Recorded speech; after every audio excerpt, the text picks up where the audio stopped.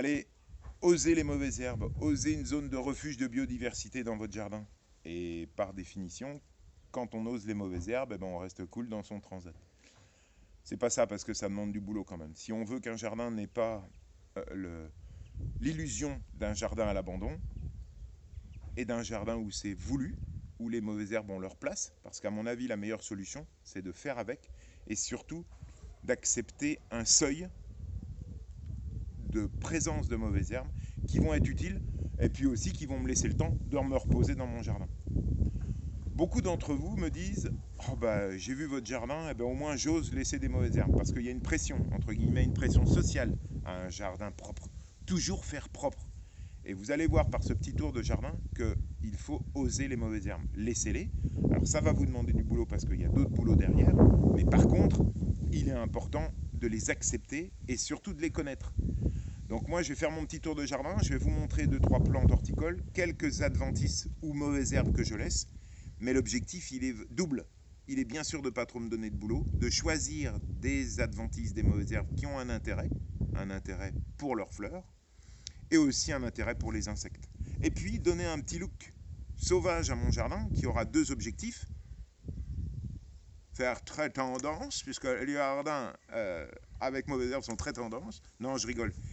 Mais surtout, double objectif, vous permettre de prendre du temps, laisser des lieux tranquilles pour les petits insectes et les mammifères et tout ça, parce qu'un jardin trop propre, forcément, vous n'aurez pas toute cette faune utile pour le jardin. Et puis aussi quand même avoir ces looks un petit peu à la mode de jardin dit naturel ou spontané. Je vous renvoie dans ma playlist bibliographie ou des ouvrages pour comprendre, où vous avez un livre qui s'appelle Le jardin spontané et qui est très intéressant. Allez, je vous invite, on part par là. Un petit massif de vivaces, juste quelques massifs, quelques explications. Des graminées, mais ça c'est horticole. Un petit pélargonium horticole, on va avancer un petit peu. En violet, des floraisons d'encolie, donc des plantes qui se ressèment toutes seules. Donc ça c'est intéressant, mais ça reste horticole. C'est pas des mauvaises herbes, c'est des plantes que j'ai achetées et que j'ai plantées. En orange là-bas, du pavot de Californie. Ici, en violet au milieu, un delphinium vivace ou pied d'alouette. Et puis des plantes qui sont venues toutes seules. Alors ces plantes, vous les reconnaissez, c'est la giroflée, j'ai déjà fait une vidéo là-dessus, la giroflée jaune, la giroflée violette, et puis des plantes sympas qui sont pour moi des mauvaises herbes mais que je laisse.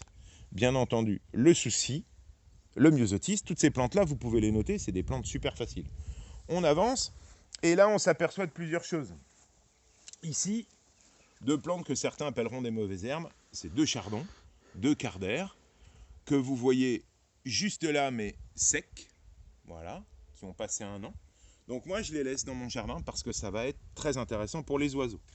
Dès qu'il va y avoir une petite pluie, regardez, j'ai de l'eau à la base des feuilles. Ce chardon s'appelle le cabaret des oiseaux. On continue. Ici, le bouillon blanc, qui est donc un verbascum, qui est une mauvaise herbe qu'on retrouve sur talus sec, avec ses feuilles laineuses, et qui, lui, va être la seule nourriture à un papillon exceptionnel, le macaon. On va reprendre un peu d'altitude et on va s'écarter. Vous allez voir, on a bien sûr des buis, mais vous voyez qu'à chaque bout ou à chaque espace de mon massif, je ne vais pas avec la tondeuse jusqu'au bout. Je laisse ce que certains appelleront des adventices. Et donc il est important que vous compreniez que il faut oser les mauvaises herbes. Il faut oser en laisser pour que la nature puisse s'installer et que votre jardin soit une ressource, entre autres, de nectar. On va continuer. Ici, toute une zone un petit peu, bon voilà, des cactus et machin. J'ai une haie qui est un peu vieillissante. Par contre, au pied, moi, je ne vais pas tondre jusqu'au ras. J'ai posé quelques iris, bien sûr. J'agrémente de petits, bon, et encore, j'ai pas fait le ménage pour vous. De petits décors. Mais je laisse volontairement cette zone enherbée que je vais faucher qu'une fois par an. Mes iris vont sortir, vous voyez, derrière la table. Là, je vais avoir des astères en automne qui vont sortir. C'est des plantes super faciles à cultiver.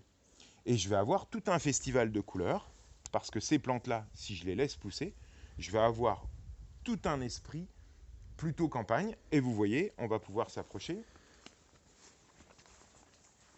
J'ai ici, bien sûr, des orchidées. Et c'est pareil, j'ai encore pas mal de... Elle n'est pas ouverte, hein, c'est l'Orchis Book, qui a été signalé par un petit tuteur pour éviter que la tondeuse n'arrive.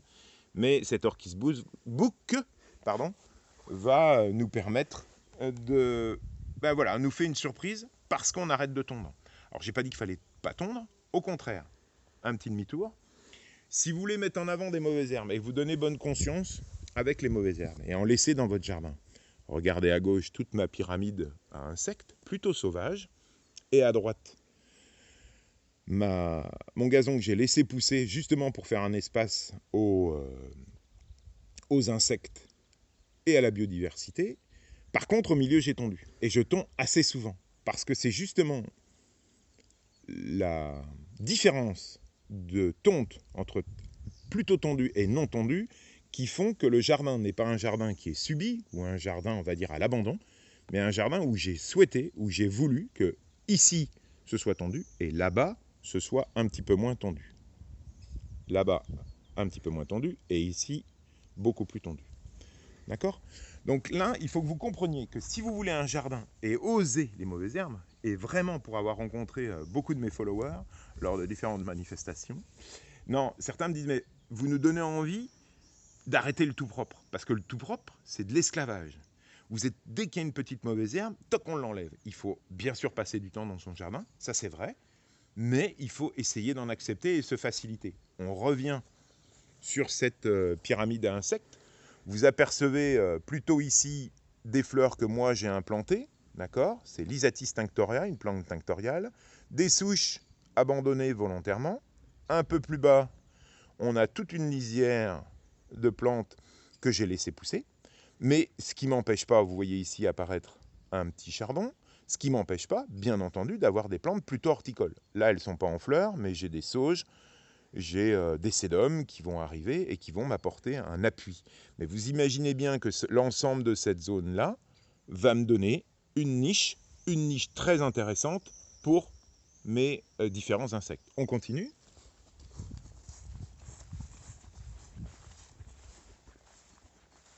Un arbre, un arbre. Celui-là a à peu près 4 ans. La première année, c'est vrai qu'il faut faire attention à la concurrence avec les graminées. Mais à la fin, plutôt que de venir cogner avec votre tondeuse au pied de l'arbre ou votre autophile et d'abîmer l'écorce et de tuer définitivement l'arbre, hein, parce qu'un coup de tondeuse, c'est comme un bleu, c'est une blessure interne. Et un rotophile, c'est une coupure. À un endroit où on peut avoir des lésions très graves pour l'arbre à l'avenir. Donc moi, un conseil, vous laissez venir en tour. Vous le faucherez au bout d'un an, mais autour, ça m'évite de venir avec ma tondeuse, ça me fait des cheminements, et ça pour moi c'est intéressant. Et je vois arriver plein de plantes intéressantes. Vous pouvez me suivre. On a ici des plantes qui pourraient être considérées comme des mauvaises herbes. J'ai au pied de mon mur des fougères, super belles. Et puis, juste devant, qui est apparu sans que je lui demande, la tanésie, avec lequel je fais bien entendu des purins. Allez voir dans la playlist purin, vous verrez. Et ça, c'est arrivé tout seul. Autre point, quand vous avez, on va tourner par là, quand vous avez ici une zone un peu plus naturelle, eh bien, moi, pour pouvoir accéder, donc là, vous avez mon petit poulailler, mais pour pouvoir accéder derrière, eh bien, je me fais une allée. Je ne suis pas esclave de mes mauvaises herbes. Par contre, je montre aux promeneurs, même si mon jardin est petit, qu'il peut aller s'inviter vers le fond. Alors, on va s'inviter vers le fond. Voilà, et vous passez ici, et bien entendu, c'est pas un jardin propre, mais c'est un jardin où je peux passer sans trop me salir, où les promeneurs sont invités à aller se balader, mais j'ai osé la mauvaise herbe. Autre chose, autre gros avantage.